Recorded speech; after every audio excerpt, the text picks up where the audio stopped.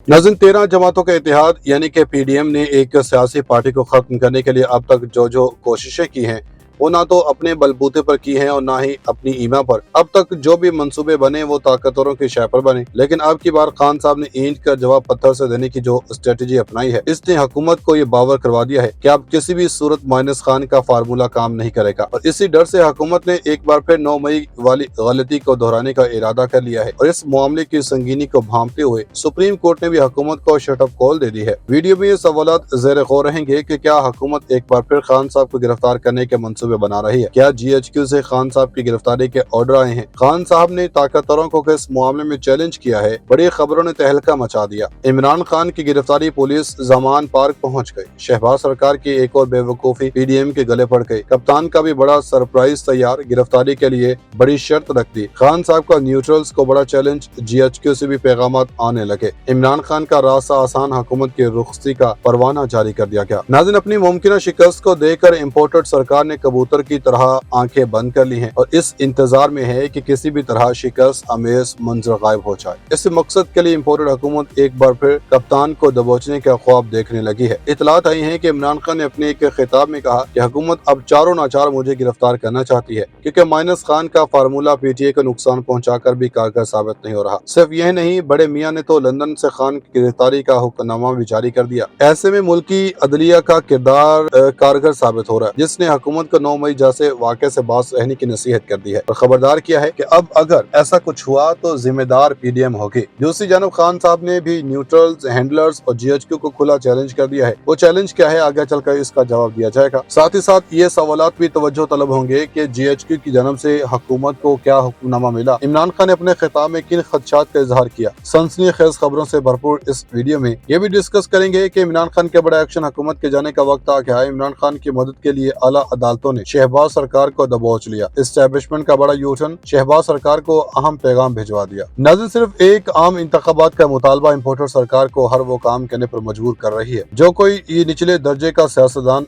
कर सकता है। खबरें ये भी हैं कि नून लीग का पार्टी बयानिया और मंशूर क्या होगा, इसकी अहम जिम्मेदारी मरियम नवाज को मिल गई। मरियम नवाज दुबई के अहम हिदायत पर अमल दरामद करेंगी और इसके लिए मुस्लिम लीग नून के कायदीन ने दुबई में मुस्तकबिल की सियासी हिकमत अमली तैयार कर ली। दुबई में पाकिस्तान मुस्लिम लीग नून के कायदीन ने मुस्तकबिल के सियासी हिकमत अमली के हवाले से इजलास बुलाया। नवाज शरीफ ने आम इंतखाबात के लिए मंशूर कमेटी बनाने की हिदायत की, जबकि पार्टी बयानिए और इंतखाबी मंशूर की तैयारी का टास्क मरियम नवाज को मिला। नवाज शरीफ ने रहनुमाओं को हिदायत की कि इलेक्शन के लिए पार्टी बयानिया नौजवानों को मद्देनजर रखकर बनाया जाए। मंशूर में आसान कर्जे, रोजगार के मौके का लाहे अमल शामिल किया जाए। मुल्क को नुकसान पहुँचाने वाली जमात की पॉलिसियों पर तनकीद भी मंशूर का हिस्सा होगा। वजह है कि नून लीग ने पाकिस्तान पीपल्स पार्टी से इंतखाबी इत्तेहाद की खबरों की तरदीद भी कर दी है। ज़ाहिर का कहना है कि हुकूमती इत्तेहाद में शामिल जमातें इंतखाबी इत्तेहाद भी करेंगी या नहीं, ये फैसला तो अभी नहीं हुआ। हम नून लीग पंजाब समेत तमाम सूबों में इंतखाबी मैदान में अपने उम्मीदवार उतारेगी। पाकिस्तान मुस्लिम लीग नून के कायद नवाज शरीफ मरियम नवाज के साथ दुबई से सऊदी अरब रवाना होंगे। सऊदी अरब में नवाज शरीफ की अहम मुलाकातें मुतवक्के हैं। इनकी मुमकिना वतन वापसी की तारीख का फैसला भी दौरा सऊदीया में मुतवक्के है। नाज़रीन, इमरान खान का आम इंतखाबात का मुतालबा एक आईनी डिमांड है जिसे पीडीएम अपनी अना का मसला बनाकर मुल्क को अनारकी की जानब धकेल रही है। मीडिया रिपोर्ट्स के मुताबिक चेयरमैन पीटीए और साबिक वज़ीर-ए-आज़म इमरान खान ने तोशाखाना ट्रायल के खिलाफ समाअत करने वाले चीफ जस्टिस आमिर फारूक पर मुश्तमिल बेंच पर अदम एतमाद का इजहार करते हुए केस दूसरी अदालत को मुंतकिल करने की इस्तदा कर दी। पीटीए की तरफ से जारी बयान में कहा गया कि इमरान खान की तरफ से chief justice Islamabad high court Aamir Farooq के खिलाफ अदम इंसाफ और अदम एतमाद की दरखास्त दायर कर दी गई है। दरखास्त में कहा गया है कि आपसे मुझे इंसाफ की तवक्को नहीं, आपने मुतादिद मौक़ों पर मेरे खिलाफ किसी जाती और दीगर वजूहात की वजह से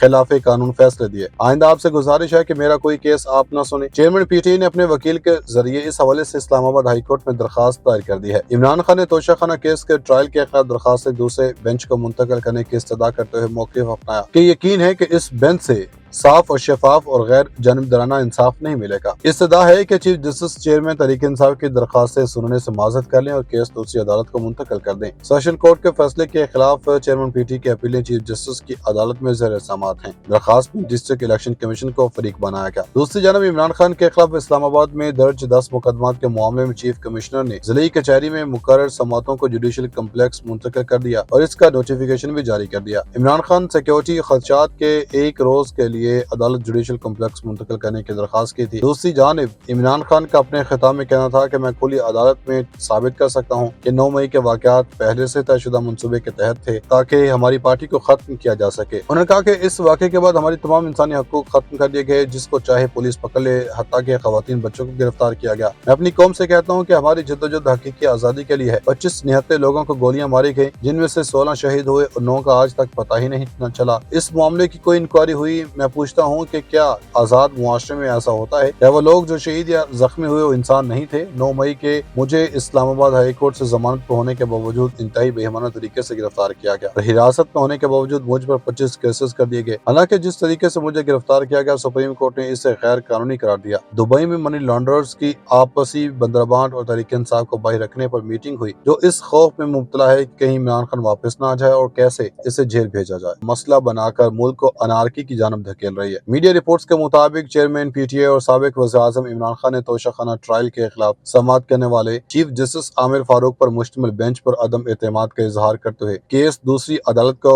منتقل کرنے کی استدعا کر دی۔ پی ٹی اے کی طرف سے جاری بیان میں کہا گیا کہ عمران خان کی طرف سے چیف جسٹس اسلام آباد ہائی کورٹ عامر فاروق کے خلاف عدم انصاف اور عدم اعتماد کی درخواست دائر کر دی گئی ہے۔ درخواست میں کہا گیا ہے کہ آپ سے مجھے انصاف کی توقع نہیں، آپ نے متعدد مواقعوں پر میرے خلاف کسی ذاتی اور دیگر وجوہات کی وجہ سے خلاف قانون فیصلے دیے۔ آئندہ آپ سے گزارش ہے کہ میرا کوئی کیس آپ نہ سنیں۔ چیئرمین پی ٹی اے نے اپنے وکیل کے ذریعے اس حوالے سے اسلام آباد ہائی کورٹ میں درخواست دائر کر دی ہے۔ عمران خان نے توشہ خانہ کیس کے ٹرائل کے خلاف درخواست سے دوسرے بینچ کو منتقل کرنے کی استدعا کرتے ہوئے موقف اپنایا کہ یقین ہے کہ اس بینچ سے صاف اور شفاف اور غیر جانبدارانہ انصاف نہیں ملے گا۔ استدعا ہے کہ chief justice chairman Tehreek Insaf کی درخواست سے سننے سے معذرت کر لیں اور کیس دوسری عدالت کو منتقل کر دیں۔ سیشن کورٹ کے فیصلے کے خلاف چیئرمین پی ٹی کی اپیلیں چیف جسٹس کی عدالت میں زیر سماعت ہیں۔ درخواست میں ڈسٹرکٹ الیکشن کمیشن کو فریق بنایا گیا۔ دوسری جانب عمران خان کے خلاف اسلام آباد میں درج 10 مقدمات کے معاملے میں چیف کمشنر نے ضلعی کچہری میں مقرر سماعتوں کو جوڈیشل کمپلیکس منتقل کر دیا اور اس کا نوٹیفیکیشن بھی جاری کر دیا۔ عمران خان سیکیورٹی خدشات کے ایک روز کے لیے عدالت جوڈیشل کمپلیکس منتقل کرنے کی درخواست کی تھی۔ دوسری جانب عمران خان کا اپنے خطاب میں کہنا تھا کہ میں کھلی عدالت میں